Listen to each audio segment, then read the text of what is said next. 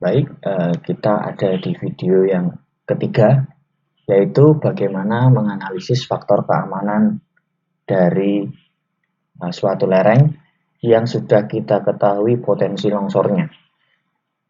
Di sini, yang pertama kita akan menganalisis faktor keamanan dari analisis kinematik yang menghasilkan potensi longsor bidang tadi pada video sebelumnya.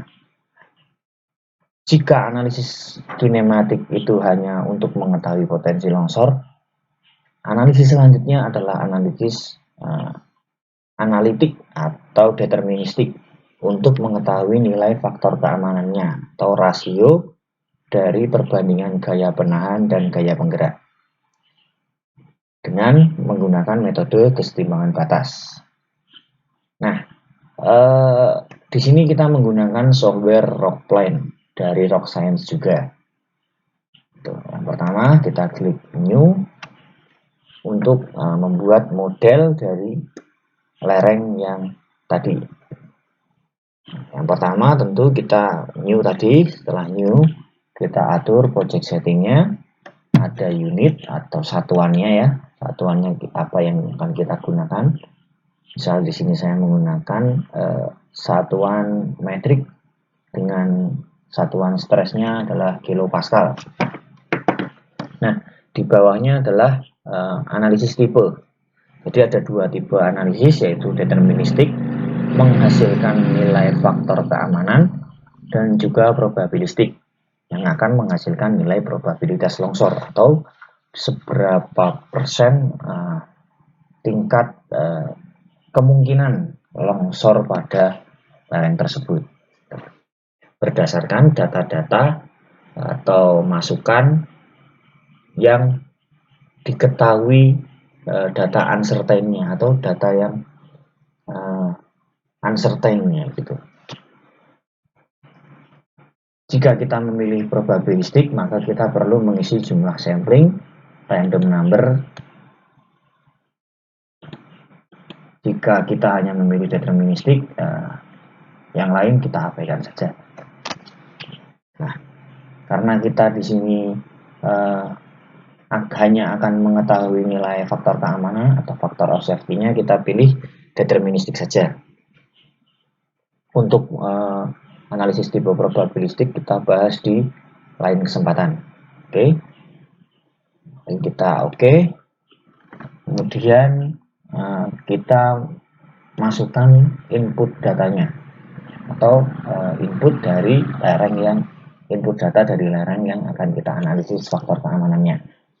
Terbagi dalam 3 menu. Yang pertama ada geometri dari lereng, kekuatan dari lereng atau parameter material properties batuan, kemudian gaya eksternal dan juga tekanan air.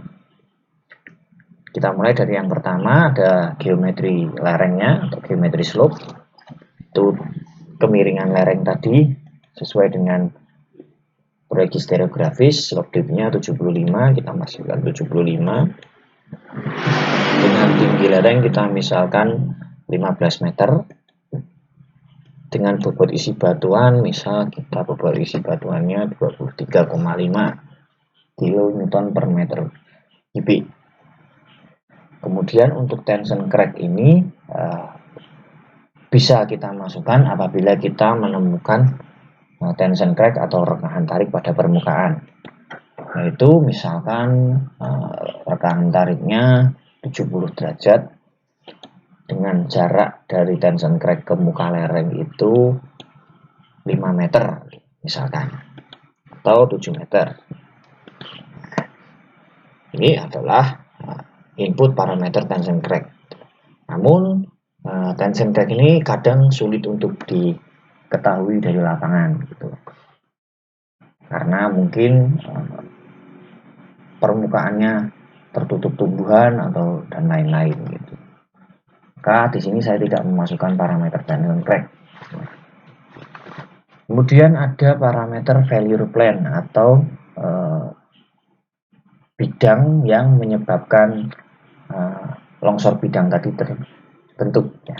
Dalam hal ini kan tadi join set 1 ya, join set 1 karena dia searah dengan lereng dengan toleransi kurang dari 20 derajat. Join set 1 mempunyai kemiringan 63, kita masukkan 63 ya, failure plane-nya 63 derajat. Kemudian upper face ini adalah kemiringan permukaan, kita buat dia hanya miring 3 derajat saja karena tidak terlalu miring.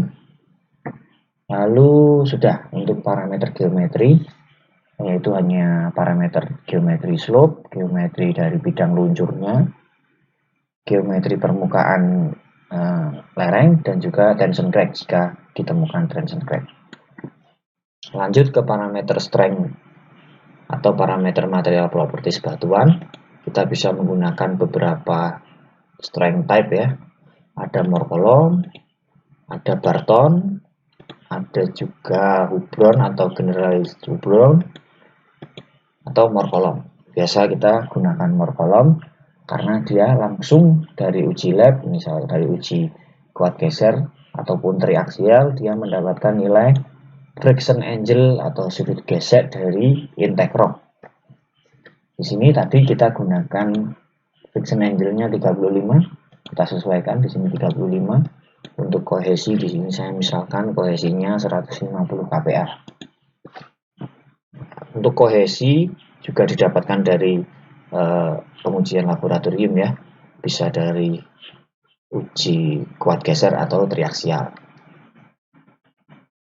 Atau jika tidak tersedia data dengan data kuat geser dan juga kohesi, kita bisa gunakan strength type yang lain. Misalkan kita hanya punya data UCS, kita gunakan Generalized Hubron dengan memasukkan parameter, yaitu parameter UCS dan GSI. Misal GSI intake rock-nya atau indeks dari batuannya kita pilih, misal dia adalah batuan andesit, kita klik aja dengan pick ya, ini adalah pick from list, jadi dari data batuannya apa, misalkan andesit, kita masukkan andesit. Terus geological strength index ini merupakan klasifikasi massa batuan. Binaski merumuskannya dengan nilai RMR atau rock mass rating dikurangi 5. Atau dapat juga kita melakukan pengamatan langsung di lapangan, mengamati bagaimana kondisi struktur sama kondisi surface-nya gitu. Misal kondisi saya akan membuat GSI ini dari RMR, misal nilai RMR yang saya dapatkan dari klasifikasi massa batuan itu 75 dikurangi dengan 5 menurut Binaski, jadi 70 ya nilai GSI-nya.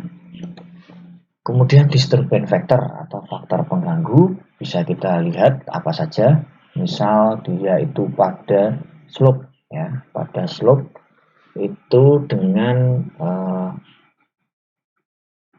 gangguan dari alat berat, misalnya dari alat berat yaitu mechanical excavation, berarti di sini adalah 0,7 ya, 0,7. Jadi di lereng saya itu ternyata dia terganggu oleh penggalian dari alat mekanis. Nah, kita masukkan parameter disturbance factor 0,7. Lalu oke.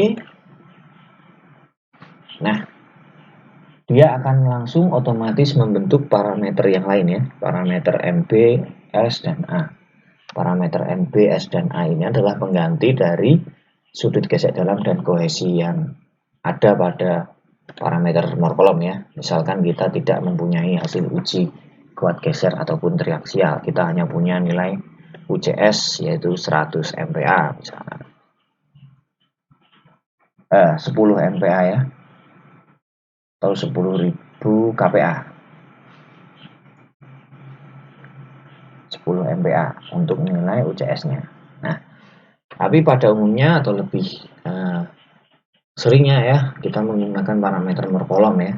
karena tadi kita sudah masukkan parameter sudut gesek dalam, maka kita gunakan saja, atau berarti sudah diketahui nilai sudut gesek dalamnya, maka kita gunakan morkolom kriterianya. Untuk periksa angle tadi 35, kohesi saya misalkan 150 kPa. Udah, kemudian ke parameter yang lain, yaitu parameter force atau gaya luar. Nah, gaya luar ini bisa berasal dari gempa bumi atau faktor kegempaan, di mana di setiap daerah itu mempunyai nilai yang berbeda-beda. Nah, ini bisa kita cek di peta koefisien kegempaan dari Dinas PU ataupun dari sumber yang lain ya. Jadi di suatu tempat itu bisa berbeda, bisa kita tanyakan ke BMKG ya. Misal kita berada di suatu tempat. Nah, misalkan di sini saya berada di Jogja dengan koefisien kegempaan 0,2. Nah, ini saya masukkan dengan direction dari kegempaan itu adalah horizontal. Nah, parameter masukan yang terakhir adalah parameter kondisi air atau muka air tanah ya. Di sini terbagi dalam dua jenis, ada ponded water dan juga plain water pressure. Untuk ponded water ini berarti dia berada dalam air atau tenggelam ya, si massa batuan ini tenggelam. Nah, maka disebut ponded water. Biasa terjadi di area bendungan misalkan seperti itu. Nah, atau plain water pressure, ini biasa pada permukaan dengan muka air tanah. Ada peak pressure mid height sama 2 gitu. Biasa tekanannya itu berada di tengah, maka bisa kita pilih saja distribusinya. Kita sesuaikan dengan kondisi muka air tanah di lapangan. Apakah dia mid height ataupun yang itu ya, peak pressure 2. Sini saya gunakan mid height dengan persen kejenuhan ya, persen fillet atau persen airnya itu berapa dia jenuhnya itu, misal saya asumsikan dulu 100 ya. Atau yang pertama kita buat kering dulu ya, pertama kita buat kering ya, atau tidak ada air, bisa seperti ini. Kita buat kering, tidak ada air dulu. Berapa nilai faktor keamanannya? Bisa langsung kita apply saja. Nah, setelah kita apply kita langsung tahu berapa nilai faktor keamanannya, yaitu 4,2. Bagaimana jika ada air? Misal ada air, dia 50% jenuh atau setengah ya, muka air tanahnya setengah. Nah, nilai faktor keamanannya turun dari 4,4 ya tadi, 4,2 ke 4,0. 4,2 ke 4,0 berarti kondisi air itu mempengaruhi kestabilan lereng ya. Terus kita coba naikkan lagi, misal dia jenuh 70%. Nah, nilai faktor keamanannya 0. Dalam artian ketika lereng tersebut jenuh, cukup jenuh ya 70%, atau dia misalkan dalam kondisi hujan deras itu sehingga muka air tanahnya naik, maka dia akan longsor karena faktor keamanannya 0. Itu ketika kita memasukkan parameter air ya dalam lereng kita gitu. Berarti parameter air ini cukup penting ya, kita harus ketahui di lapangan bagaimana kondisi muka air tanahnya, apakah dia mempengaruhi blok dari lereng kita atau tidak. Perlu penyelidikan muka air tanah atau hidrogeologi, makanya ilmu geoteknik itu sangat erat hubungannya dengan ilmu hidrogeologi. Oke, jadi demikian untuk analisis faktor keamanan dari longsor bidang. Kita bisa melihat hasilnya dengan nilai faktor keamanan 4,2. Bisa kita lihat secara 2 dimensi ya, dengan tinggi lereng 15 meter tadi, terus sudut lereng atau kemiringan lereng 75, kemiringan bidang gelincirnya atau bidang yang membuat longsornya atau genset 1 ini 63, dengan upper face atau kemiringan permukaan 3 derajat, menghasilkan nilai faktor keamanan 4,2.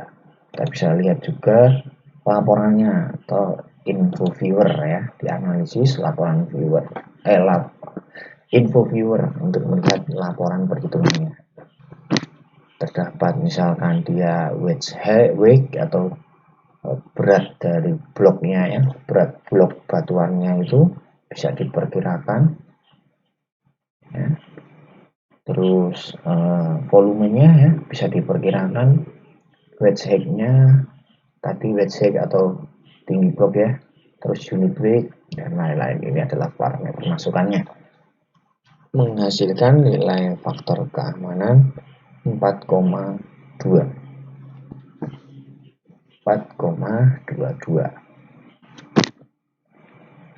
Bisa dikategorikan cukup aman ya, karena lebih dari 1,1 sebagai batas kriteria penerimaannya. Oke, itu saja bagaimana cara analisis kestabilan lereng yang berpotensi longsor bidang. Cukup sekian, kurang lebihnya mohon maaf.